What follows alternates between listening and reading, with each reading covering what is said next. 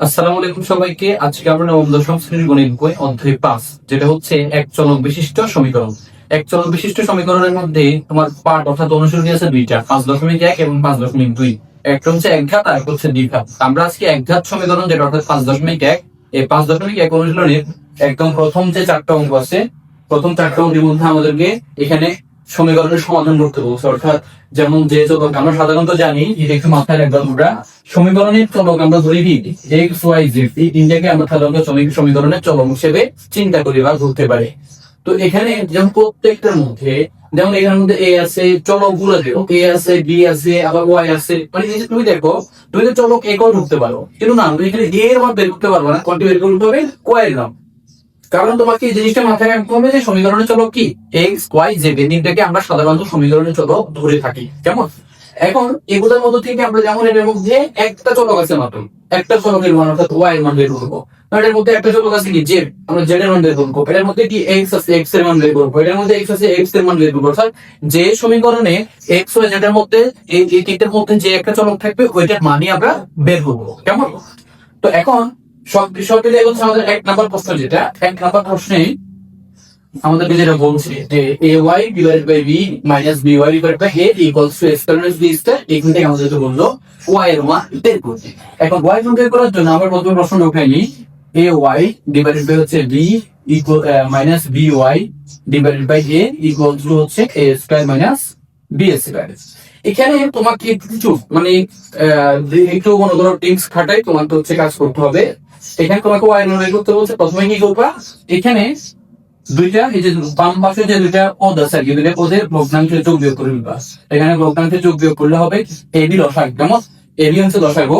এখানে বি দিয়ে যদি আমি এ বি কে কাটিয়ে দেই, এখানে থাকবে এ থাকবে। কেমন? তাহলে এ কে আমি এবং লবের সাথে গুণ করবো, অর্থাৎ পদ দিয়ে ভাগ করবো, লব দিয়ে গুণ করবো। তাহলে হবে কি এ স্কয়ার ওয়াই মাইনাস এ দিয়ে যদি কাটি মানে এ দিয়ে ভাগ দিই, তাহলে থাকবে কি বি। তো বি দিয়ে এবার আমি আবার লব দিয়ে গুণ দিতে হবে কি b square y equals to হবে a square minus B square. একটু খেয়াল করো, এ বি যে পাশে আছে কি গুণ অবস্থায়, ভাগ অবস্থায়, সেগুলো হবে গুণ। তাহলে এখানে উপরে হচ্ছে একটা ওয়াই কমন নিব আমরা, একটা ওয়াই কমন নিলে আর থাকবে এই দুই জায়গা থেকে একটা ওয়াই নিয়ে নিলে এখানে থাকবে এ স্কয়ার, এখানে থাকবে মাইনাস বি স্কয়ার। এখানে হবে a B into A square minus B square. একটু খেয়াল করো, a square minus B square এর পাশে কি অবস্থায়? গুণ অবস্থায় আছে, তাহলে ওই পাশে গেলে হবে ভাগ। তাহলে আমরা এখন লিখবো কি ওয়াই ইকুয়ালস টু হচ্ছে A B into A square minus B square divided by A square minus B square.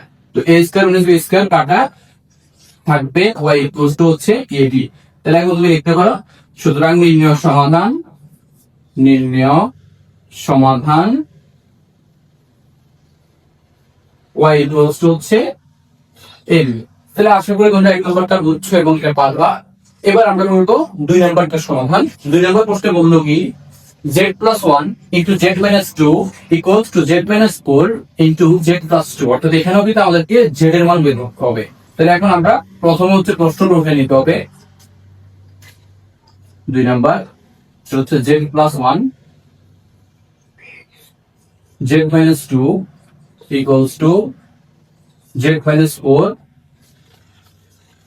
z plus 2। তো প্রথমে আমরা কি করবো, বাম পাশে যে দুটো পদ আছে কেমন, এই দুটো পদ গুণ করে ফেলবো। যেমন এখানে জেড এর সাথে এদের দুইটার গুণ হবে, জেড এর সাথে একবার জেড, জেড এর সাথে একবার 2, তাহলে জেড স্কয়ার মাইনাস 2z। তারপর হচ্ছে আবার এখানে জেড একে জেড আর এখানে হবে মাইনাস 2 একে 2। ঠিক আছে, মানে এই যে এক দিয়ে একবার গুণ করছি, জেড দিয়ে একবার গুণ করছি। আবার এখানেও same Z square plus 2z minus 4z minus হচ্ছে 4 দুগুণে 8। আমরা সংখ্যাটা ছাড়া বাকি সবগুলোকে পাশে নিয়ে আসবো। এখানে হচ্ছে জেড স্কয়ার থাকলো মাইনাস, এখানে হবে যে 2z থেকে 1z দিয়ে থাকবে মাইনাস z, তারপরে এই পাশে জেড স্কয়ার এখানে হবে মাইনাস জেড স্কয়ার, এই পাশে 2z আর মাইনাস 4z ক্যালকুলেট করলে হবে মাইনাস 2z। মাইনাস 2z যখন এই পাশে চলে আসবে, চিন্তা করে একসাথে কাজ করতেছি, মাইনাস 4z থেকে 2z গেলে হবে কি মাইনাস 2z। তো মাইনাস 2z এই পাশে সব চলে আসলে হবে কি প্লাস 2z ইকুয়ালস টু হবে, একটু খেয়াল করো, এই যে পাশে মাইনাস এ আছে আর এই পাশে মাইনাস 2 পাশে গেলে হবে প্লাস 2, মানে একই সাথে আমরা কাজগুলো করে ফেলছি আর কি। কেমন? এখানে জেড স্কয়ার কাটা প্লাস 2z থেকে z দিলে হবে z ইকুয়ালস টু হচ্ছে মাইনাস 6। এই সুতরাং নির্ণয় সমাধান z ইকুয়ালস টু হচ্ছে -6। তাহলে আই থিঙ্ক তোমরা এই অঙ্কটা খুব ভালো করে বুঝছো, একদম ইজি দুটো অঙ্ক ছিল। এবার আমাদের একটু ক্রিটিক্যাল অঙ্ক থেকে পড়ো এটা 3 এবং 4টা। 3 নম্বর প্রশ্নটা একটু পড়ো তোমরা। 3 নম্বর প্রশ্ন বলছে কি 4 divided by 2x plus 1 plus 9 divided by 3x plus 2 equals to 25 divided by 5x plus 4। এটা আমাদের এখানে 3 নম্বর প্রশ্নের মধ্যে দেওয়া আছে, কেমন? তো 3 নম্বর প্রশ্নটা আমরা আগে উঠাই। 4 divided by 2x plus 1 plus 9 divided by 3x plus 2 equals to 25 divided by 5x plus 4। তাহলে এটা হচ্ছে আমাদের প্রশ্নটা। তো 3 নম্বর প্রশ্নটা একটু দেখো তোমরা। এখানে আমরা কি অঙ্ক হবে যে এই পাশে ভগ্নাংশের যোগ যোগ যেটা আছে দুটো ভগ্নাংশ যেটাকে আমরা যোগ করে ফেলবো, ডান পাশটা যেভাবে আছে সেভাবে থাকবে। তো প্রথমে আমরা যদি এখানে ভগ্নাংশ যোগ করতে যাই, এখানে যে 2x plus 1 into এখানে হবে কি 3x plus 9, তারপর হবে এখানে আমরা লিখবো হচ্ছে 2x plus 1 কার আগে থাকবে 6 plus 9, তাহলে উপরে হবে 3 4 12x প্লাস হবে এখানে 3 4 12x, এরপরে হবে 4 9 36। ওকে, এরপরে এখানে হবে প্লাস এই যে এখানে 3x plus 9 না সরি 3x plus 2 মিস্টেক, এটা 3x plus 2 হবে, তাহলে এখানে হবে 4 2 8, কেমন? এরপরে প্লাস এখানে 3x plus 2 কাটা গেলে থাকবে এই যে, তাহলে 9 2 18x, তারপরে এখানে হবে প্লাস 9 কে 9 equals to হচ্ছে 25 divided by 5x plus 4। এরপরে একটু দেখো নিচে যেভাবে আছে সেভাবে আমরা রাখি দিলাম, উপরে হবে কত 3x আর প্লাস হচ্ছে 8 আর 9 কত 17, 3x 17, কেমন? আর নিচে হচ্ছে এটাকে আমরা একটু গুণ করে ফেলবো। গুণ করলে কি হবে, এটা 3 দুগুণে 6x স্কয়ার, আর এখানে হবে 6 2 দুগুণে 4x, এখানে হবে 3 একে 3x, আর এখানে হবে 2 একে 2 equals to 25, আর এখানে হবে 5x plus 4। ঠিক আছে, এটা করার পরে এখানে আর এখানে আমরা কোনায় কোনায় গুণ করবো এখন, কেমন? কোনায় কোনায় গুণ করলে কি হবে, এটা আর এটা গুণ করবে 30 এর সাথে একবার গুণ দেব 3 5 15 অর্থাৎ 150 x স্কয়ার প্লাস 120 x 17 দিয়ে যখন করবো তখন হচ্ছে 585 x, তারপরে প্লাস হবে 417 51 মেবি 428, তারপর হচ্ছে 4 একে 4 দিয়ে 468 ইকুয়ালস টু হবে 25 দিয়ে গুণ করবো 6 25 হচ্ছে 150 x স্কয়ার, আর এখানে হবে 4 25 100 x, সরি 4 এর সাথে 4 এর 3 হচ্ছে কত 7, তাহলে 7 দিয়ে 25 কে আমরা গুণ দিলে হবে 175, তাহলে 175x, তারপর হবে এখানে 2 25 দিয়ে 2 কে গুণ দিলে হচ্ছে 25 দুগুণে 50। তাহলে আমরা শুধুমাত্র সংখ্যাগুলো যারা বাকি সবই পাশে নিয়ে আসবো। তাহলে এখানে হচ্ছে দেখো এখানে হচ্ছে 150 x স্কয়ার আর 120 আর 85 হচ্ছে 205x প্লাস হচ্ছে 68, সরি 68 কে আমরা ওই পাশে নিয়ে যাবো, এই পাশে রাখবো না। ঠিক আছে, আমি একটু খামো করে মুছে দিই।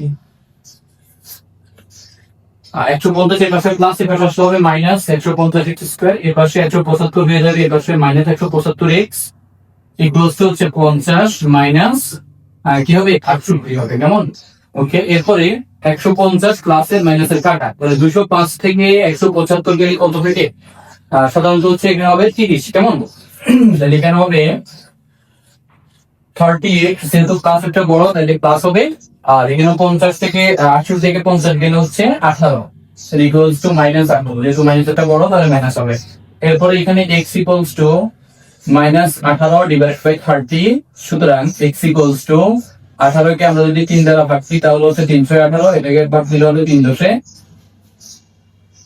আর 6 দিয়ে ভাগ দিলে এটা হবে 318, আর এটা হবে 5 6 30, তাহলে মাইনাস আনসারটা হবে -3/5।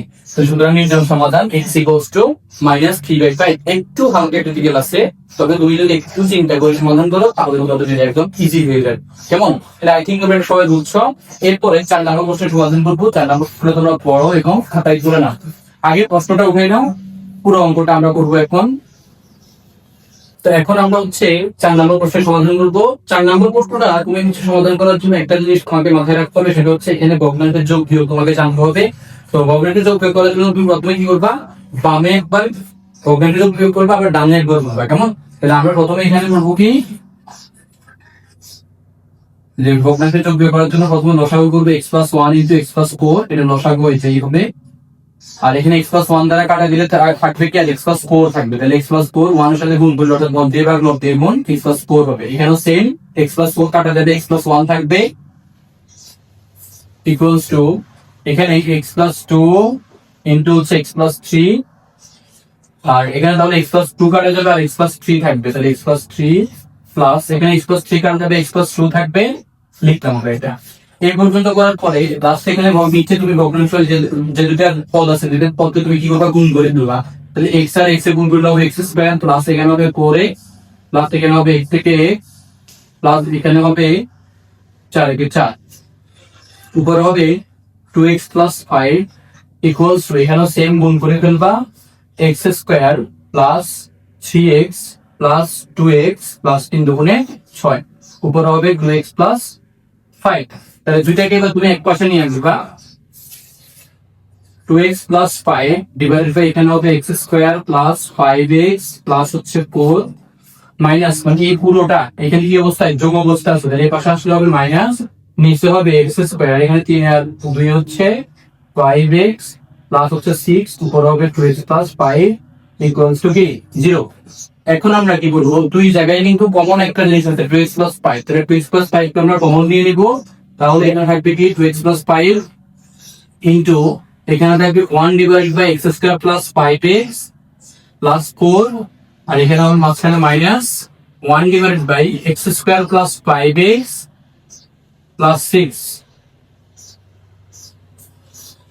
কেমন, ইকুয়ালস টু 0। এখন দেখো এইখানে আমরা আগে এটা একটু দেখি। এখানে দেখো x² প্লাস 5x প্লাস 4 মাঝখানে কিন্তু মাইনাস দেবো, তার মানে আমরা যখন এটাকে ক্যালকুলেট করবো আমাদের এটাও কি হয়ে যাবে, মাইনাস হয়ে যাবে। তাহলে এরপর আবার 5x ও কি হয়ে যাবে, মাইনাস হয়ে যাবে। দেখো এখানে x² একটা, এখানে একটা, মাইনাস করলে এটা কাটা যাবে। আবার 5x এখানে একটা, এখানেও কি একই রকম আছে, তাহলে 5x প্লাস আর মাইনাসে কাটা যাবে। তার মানে কি, তাই এই পুরো পদের মান কখনো 0 হতে পারবে না। তাহলে 0 হতে যেহেতু পারবে না, তার মানে এটাই বলছে 0। কারণ আমরা জানি সাধারণত দুইটা পদের গুণফল যখন 0 হয় তখন তাদেরকে আমরা আলাদা করে 0 লিখতে পারি। তাহলে এটাকে যেহেতু 0 লিখতে পারবো না, এটা সমান কি 0। তাহলে আমরা এখানে লিখবো অথবা 2x + 5 ইকুয়ালস টু 0। তাহলে এখানে হচ্ছে কি 2x ইকুয়ালস টু হচ্ছে -5, আর এখানে হচ্ছে x equals to -5 divided by 2। যে 2 এর পাশে কোনো অবস্থান থাকলে ভাগ, তাহলে x এর মান আমরা পাই না। আর তুমি এই লাইনে একটা সাইড নোট লিখবা, এই যে পুরো পদটা লিখবে, মানে এটা পুরোটা লিখবে 1/x² + 5x + 4 minus 1/x² + 5x + 6 equals to 0 কখনো সম্ভব নয়, বা ইজ নট ইকুয়ালস টু 0, বা বলবো যে এটাকে 0 হইতে পারে না। তাহলে এটা হচ্ছে আমরা x এর মান পাইলাম, লাস্টে লিখবো সুতরাং নির্ণয় মান x ইকুয়ালস টু -5/5/2। কেমন? তাহলে আশা করি তোমরা আজকে যে 4টা প্রশ্ন আমি তোমাদেরকে করাইলাম, এই 4টা প্রশ্ন তোমরা খুব ভালো করে বুঝছো। অবশ্যই বেশি বেশি করে প্র্যাকটিস করতে হবে। তো ভালো থাকবে সবাই, আসসালামু আলাইকুম।